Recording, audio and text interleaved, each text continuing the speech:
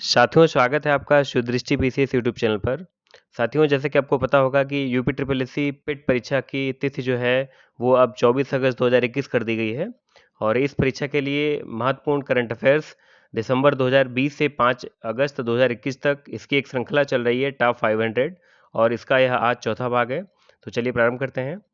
इसके कुल 150 प्रश्न हम पहले करा चुके हैं। आज है इसका 151 से लेकर 200 तक यानी कुल 50 प्रश्न इस वीडियो में होंगे। जिन साथियों ने अभी तक चैनल को सब्सक्राइब नहीं किया है वो चैनल को सब्सक्राइब कर लें और बेल आइकन दबा लें, जिससे कि नए वीडियोज का नोटिफिकेशन आपको मिलता रहे। चलिए प्रारंभ करते हैं। देखते हैं प्रश्न संख्या 151।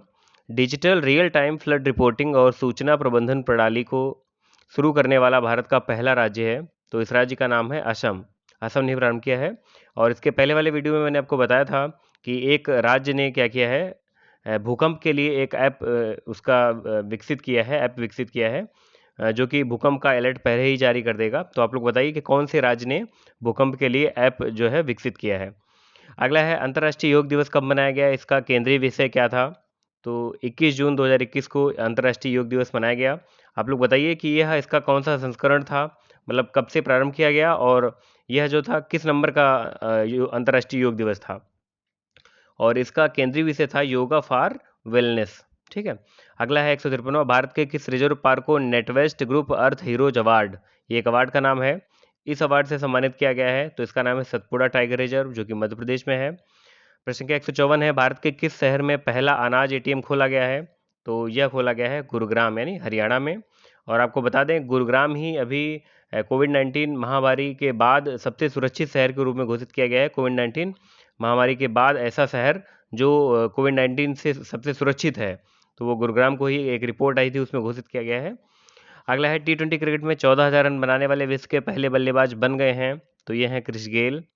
प्रश्न संख्या 156 है, दक्षिण एशिया की सबसे बड़ी hospitality company Indian hotels company द्वारा हाल ही में जारी रिपोर्ट के अनुसार दुनिया की सबसे मजबूत होटल ब्रांड का दर्जा किसे दिया गया है। तो यह दिया गया है ताज होटल को। 5 स्टार होटल है, इसके कई सारे विभिन्न शहरों में होटल हैं ताज होटल के। अगला है, किस राज्य सरकार ने संस्कृत शास्त्रों और वेदों के ज्ञान को पुनर्जीवित करने के लिए वैदिक शिक्षा और संस्कार बोर्ड के गठन की घोषणा की है। तो यह की है राजस्थान सरकार ने घोषणा। ठीक है। अगला है, भारतीय नौसेना के पहले विध्वंसक पोत जिसे हाल ही में सेवा मुक्त कर दिया गया है। तो इसका नाम है आईएनएस राजपूत। आप लोग बताइए आईएनएस विक्रांत के बारे में एक तथ्य भी आया है। आईएनएस विक्रांत क्या है। ठीक है, आप लोगों ने पढ़ा होगा, मैंने प्रश्न बनाया उस पर, आईएनएस विक्रांत क्या है। अभी थोड़े दिन बाद कमीशन किया जाएगा ये नौसेना में। अगला प्रश्न है, हाल ही में डब्ल्यूएचओ द्वारा मलेरिया मुक्त प्रमाणन प्राप्त करने वाला देश बना है।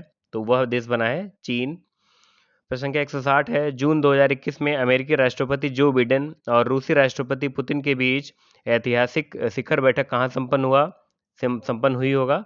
ठीक है, तो यह संपन्न हुई है जिनेवा स्विट्जरलैंड में। कहाँ पर? जिनेवा स्विट्जरलैंड में। जिनेवा में बहुत सारे ऑफिस हैं, अंतर्राष्ट्रीय संगठन और संस्थाएं हैं जिनके मुख्यालय जिनेवा में हैं। आप लोग बताइए, कोई आपके याद आता है अभी तो बताइए जिनेवा में कौन सा अंतर्राष्ट्रीय संगठन या कौन से अंतर्राष्ट्रीय संगठन है, बहुत सारे हैं।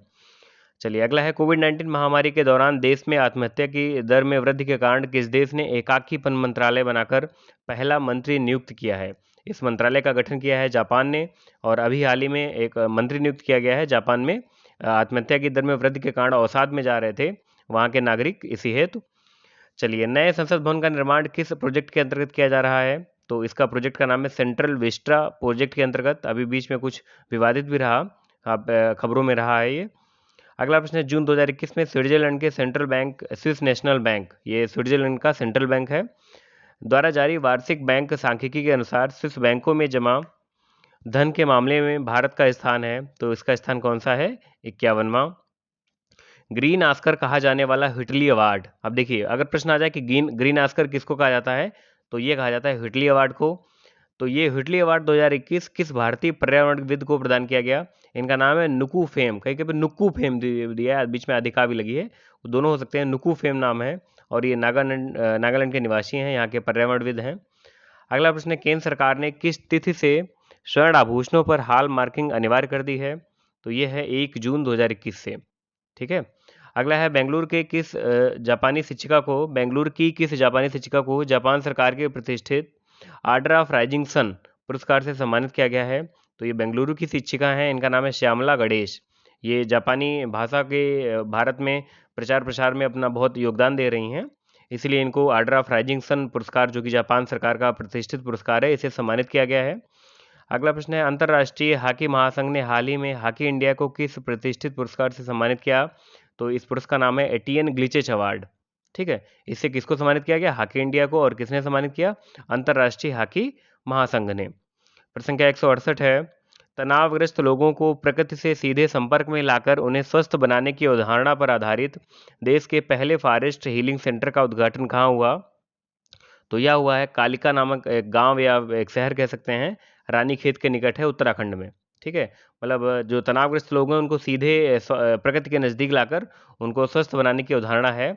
इसका नाम रखा गया पहले फॉरेस्ट हीलिंग सेंटर, और यह ऐसा इस प्रकार का भारत का पहला यानी देश का पहला एक केंद्र है या सेंटर है। इसका नाम है फॉरेस्ट हीलिंग सेंटर। ये कहाँ पर है? कालिका में है, उत्तराखंड में, रानीखेत के पास में है। अगला प्रश्न है, हुरून और एडलगिव द्वारा जारी Hurun EdelGive philanthropist of the century report में किसे टॉप 50 दानियों की सूची में 100 वर्षों में सबसे बड़ा दानदाता चुना गया है? तो इस रिपोर्ट ने किसको चुना है? जमशेद जी टाटा को। प्रश्न संख्या 170 है, विश्व प्रेस स्वतंत्रता सूचकांक में शीर्ष स्थान पर देश है? तो यह है नॉर्वे। इसी सूचकांक में यानी विश्व प्रेस स्वतंत्रता सूचकांक में अंतिम स्थान पर इरिट्रिया है। भारत का स्थान कौन सा है? 142वां। प्रश्न संख्या 171 है, किस विशालकाय मालवाहक पोत के सुएज नहर में फंस जाने के कारण पोतों का आवागमन एक सप्ताह तक बाधित रहा? तो इसका नाम है एवर गिवन। ये चूंकि उस टाइम खबरों में रहा था और इस वजह से वहां पर पोतों का आवागमन बाधित हुआ था सुएज नहर में। इसका नाम है एवर गिवन। अगला प्रश्न है, लखनऊ और गौतम बुद्ध नगर के बाद उत्तर प्रदेश के किन दो अन्य शहरों में कमिश्नर प्रणाली लागू करने का निर्णय लिया गया है? तो यह है वाराणसी और कानपुर, यानी दो शहर अन्य जो हैं जहां पर कमिश्नर प्रणाली लागू की जाएगी, वो वाराणसी और कानपुर हैं। अगला प्रश्न है, भारत के किस राज्य में फैले अफ्रीकी स्वाइन फ्लू के कारण 300 से अधिक सूकर यानी सुअर जिसको कहते हैं, सूकरों को मार दिया गया है? तो यह है मेघालय, यानी मेघालय में स्वाइन फ्लू फैला था, इससे 300 से अधिक सुअरों को मार दिया गया। अगला प्रश्न है, अंतर्राष्ट्रीय मुक्केबाजी संघ की कोच समिति के सदस्य के रूप में नियुक्त होने वाली पहली भारतीय महिला हैं? ये अरुणाचल प्रदेश की हैं और उनका नाम है तड़ांग मीनू। ठीक है, यानी अंतर्राष्ट्रीय मुक्केबाजी संघ की कोच समिति, इसमें सदस्य के रूप में नियुक्त होने वाली पहली भारतीय महिला है। इस प्रकार के प्रश्न जो पहला और पहली होते हैं ये महत्वपूर्ण होते हैं। देखिए नीचे और एक प्रथम कुलपति, ये भी एक पहला वाला है, ये भी इंपॉर्टेंट प्रश्न है। दिल्ली स्थित भारत के पहले खेल विश्वविद्यालय का प्रथम कुलपति किस पूर्व महिला भारोत्तोलक को नियुक्त किया गया है? तो इनका नाम है कर्डम मल्लेश्वरी। आप लोग बताइए कि ये अच्छा मैंने लिख दिया है भारोत्तोलक, कर्डम मल्लेश्वरी क्या है? भारोत्तोलक हैं। चलिए अगला प्रश्न है, वर्ष 2020 में सबसे अधिक प्रत्यक्ष विदेशी निवेश एफडीआई यानी प्रत्यक्ष विदेशी निवेश को क्या कहते हैं? एफडीआई कहते हैं, पाने वाले विश्व के देशों में भारत का स्थान है? तो भारत का स्थान कौन सा है? 5वां है, यानी कुल 64 बिलियन डॉलर भारत ने एफडीआई प्राप्त किया। और अमेरिका इस मामले में प्रथम स्थान पर रहा, उसने कुल 156 बिलियन डॉलर, लगभग 3 गुना, 2.5 गुना तो है ही, लगभग 2.5 गुना भारत से ज़्यादा एफडीआई प्राप्त किया, और अमेरिका इसमें प्रथम स्थान पर है। अगला प्रश्न है, विश्व बैंक की रिपोर्ट के अनुसार वर्ष 2020 में विदेशों से धन संप्रेषण के मामले में भारत किस स्थान पर है? तो यहाँ पर भारत जो है वो प्रथम स्थान पर है, यानी विदेशों से जो धन यहाँ के नागरिकों ने भेजा है, यहाँ के जो नागरिक हैं विदेशों में रहकर वहाँ जॉब कर रहे हैं या फिर काम कर रहे हैं किसी कंपनी में, उन लोगों ने जो धन प्रेषित किया है भारत को, उस मामले में भारत जो है प्रथम स्थान पर रहा है। अगला प्रश्न है, हाल ही में भारत की कौन सी कंपनी बीमा कंपनी वैश्विक स्तर पर 10 सबसे बड़े मूल्यवान बीमा ब्रांड में शामिल हो गई है? तो यह अपनी है भारत जीवन बीमा निगम यानी LIC। अगला प्रश्न है, प्रधानमंत्री नरेंद्र मोदी ने विश्व पर्यावरण दिवस के अवसर पर कौन सी परियोजना प्रारंभ की? तो इस परियोजना का नाम है E100 पायलट परियोजना। ठीक है, अब ये परियोजना, इसका उद्देश्य क्या है? इसका उद्देश्य है 20% एथेनॉल पेट्रोल मिश्रण हेतु वर्ष 2020-25 तक अवधि तक रोड मैप बनाया गया है इस योजना में। यानी ये योजना इससे संबंधित है, किससे? यानी 20% एथेनॉल और पेट्रोल का सम्मिश्रण किया जाएगा। और ये इसकी समयावधि क्या है? ये ऐसे प्रश्न आ जाते हैं परीक्षा में। इसकी समयावधि है 2020 से 25 तक। अगला है, जून 2021 में G20 शिक्षा मंत्रियों की बैठक किस देश की अध्यक्षता में वर्चुअली आयोजित हुई? तो यह आयोजित हुई इटली की अध्यक्षता में, शिक्षा मंत्रियों की बैठक है। अगला प्रश्न है, किस बैंक द्वारा अपने निम्न आय वर्ग वाले उपभोक्ताओं हेतु घर घर राशन योजना प्रारंभ की गई है? तो यह प्रारंभ की गई IDFC फर्स्ट बैंक द्वारा। प्रश्न संख्या 182 है, हाल ही में बिहार के जीआई प्रमाणित जर्दालू आम की पहली वाणिज्यिक खेप, खेल नहीं है, पहली वाणिज्यिक खेप किस देश को भेजी गई है? तो ये भेजी गई है यूके को।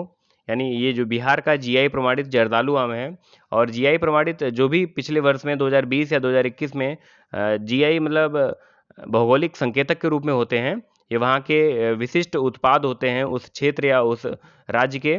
तो आपको पता होना चाहिए, जैसे जर्दालू आम जो हो गया बिहार का हो गया, ऐसे कई सारे जीआई आते रहते हैं। तो आपको जो 2020 और 21 में जीआई टैग जिनको घोषित किया गया है, दिया गया है, वो आपको सब पता होने चाहिए। तो इसकी पहली वाणिज्यिक खेप जो है वो भेजी गई है यूके को। भारत सरकार द्वारा किस सोशल मीडिया प्लेटफॉर्म से कानूनी संरक्षण वापस ले लिया गया? तो ट्विटर से। अगला प्रश्न है, केरल की पूर्व स्वास्थ्य मंत्री जिन्हें उत्कृष्ट सार्वजनिक स्वास्थ्य कार्यों के लिए वर्ष 2021 के central European university open society पुरस्कार से सम्मानित किया गया है, इनका नाम है के सैलजा। इन्होंने केरल से कोविड-19 महामारी से निपटने में केरल का बहुत अधिक योगदान, केरल का बहुत मदद की थी। स्वास्थ्य मंत्री थी तब वहाँ पर, जो पहली लहर थी उस दौरान। अगला प्रश्न है, टोक्यो ओलंपिक खेलों के कुश्ती मैचों में अंपायरिंग करने के लिए किस भारतीय को शामिल किया गया है? तो इनका नाम है अशोक कुमार, और ये महत्वपूर्ण प्रश्न है। अभी अशोक कुमार है, ऊपर मैंने क्या देखा था, तड़ांग मीनू, ठीक है। इसके अलावा एक और नाम है, कुछ अभी याद नहीं आ रहा मैंने। अगला प्रश्न देखते हैं, जून 2021 में कौन सा देश विश्व का पहला मास्क मुक्त देश बन गया? इसका नाम है इजराइल। यानी इजराइल जो है पहला मास्क मुक्त देश बन गया है। इसके बाद आते हैं ऑस्कर अवार्ड पे, 93वें। सबसे पहले तो देख लीजिए किस क्रमांक के हैं, किस नंबर के हैं। तो ये 93वें हैं। इसमें सर्वाधिक 3 पुरस्कार किस फिल्म को प्राप्त हुए हैं?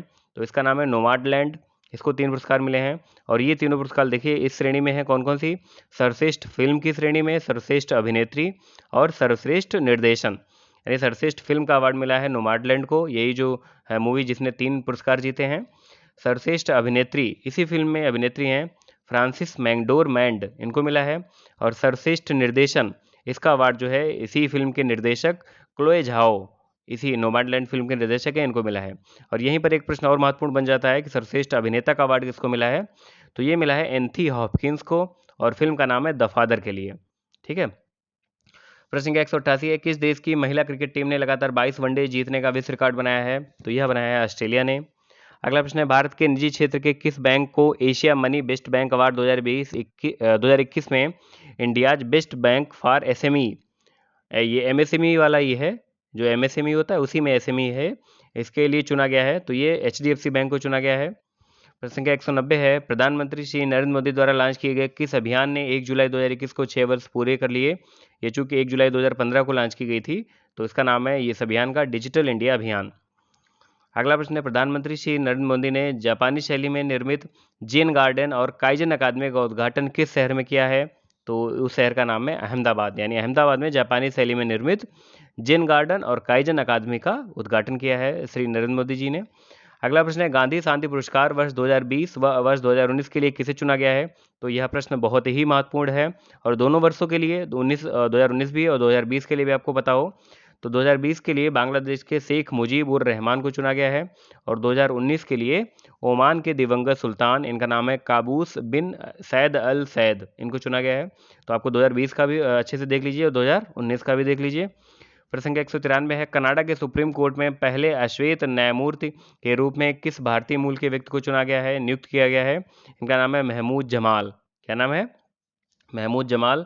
अगला है, टीसीएस यानी टाटा कंसल्टेंसी सर्विस और इन्फोसिस के बाद 3 ट्रिलियन रुपए की मार्केट कैप प्राप्त करने वाली तीसरी भारतीय आईटी फर्म या आईटी कंपनी है, ये बन गई है, इसका नाम है विप्रो। प्रश्न संख्या 195 है, एएसबीसी यानी एशियाई मुक्केबाजी चैंपियनशिप का आयोजन किस देश में किया गया? तो यह किया गया है दुबई में, दुबई यूएई में है। और इसमें कजाकिस्तान जो है वो प्रथम स्थान पर रहा है, और भारत जो है चौथे स्थान पर रहा है। किसमें? एशियाई मुक्केबाजी चैंपियनशिप में। प्रश्न संख्या 196 है, वर्ष 2024 में प्रस्तावित प्रथम अंतर्राष्ट्रीय हॉकी महासंघ FIH हॉकी 5S, इसकी मेजबानी किस देश को सौंपी गई है? तो यह सौंपी गई है ओमान को। 2-3 प्रश्न और बचे हैं, देख लेते हैं। किन 3 भारतीय शांति सैनिकों को मरणोपरांत संयुक्त राष्ट्र के प्रतिष्ठित पदक से सम्मानित किया गया? तो ये 3 जो सैनिक हैं, शांति दूत थे, ये हैं युवराज सिंह, मरणोपरांत इनको दिया गया है ये पुरस्कार, इवान माइकल पिकार्डो और मूलचंद यादव को। अगला प्रश्न है, संयुक्त राष्ट्र विकास कार्यक्रम यूएनडीपी ने उत्तर प्रदेश के किन जिलों के विकास मॉडल की प्रशंसा की? तो उत्तर प्रदेश से जुड़ा हुआ प्रश्न है और महत्वपूर्ण भी है। तो ये 3 जिले हैं, फतेहपुर, सोनभद्र और चंदौली। अगला प्रश्न है, उत्तर प्रदेश के किस जिले में स्ट्रॉबेरी महोत्सव व किस जिले में गुड़ महोत्सव आयोजित किया गया? तो यहाँ पर देखिए मैंने 3 प्रश्न इसमें शामिल कर लिए हैं, स्ट्रॉबेरी महोत्सव, गुड़ महोत्सव और शहनाई महोत्सव। ठीक है, अभी केला महोत्सव भी इसी के साथ आयोजित किया गया था, मैंने पिछले वाले वीडियो में बताया था, केला महोत्सव आयोजित किया गया था। तो स्ट्रॉबेरी महोत्सव जो है वो झांसी में हुआ, गुड़ महोत्सव लखनऊ में हुआ और शहनाई महोत्सव कहाँ हुआ? वाराणसी में हुआ। और अंतिम प्रश्न है, G7 के 45वें शिखर सम्मेलन में किस आमंत्रित देश के प्रधानमंत्री ने वन अर्थ वन हेल्थ का नारा दिया? तो आप लोग पहले बताइए कि G7 के 45वां शिखर सम्मेलन कहाँ हुआ था? ठीक है, किस देश ने इसकी अध्यक्षता की? अब ये नारा जो है वन अर्थ वन हेल्थ, ये दिया था भारत के प्रधानमंत्री ने। तो ये इसका उत्तर हो गया। तो कुल 200 महत्वपूर्ण प्रश्न इसमें 50 इस वीडियो में उपलब्ध करा दिए हमने। अगला इसका भाग लेकर जल्दी आते हैं। धन्यवाद।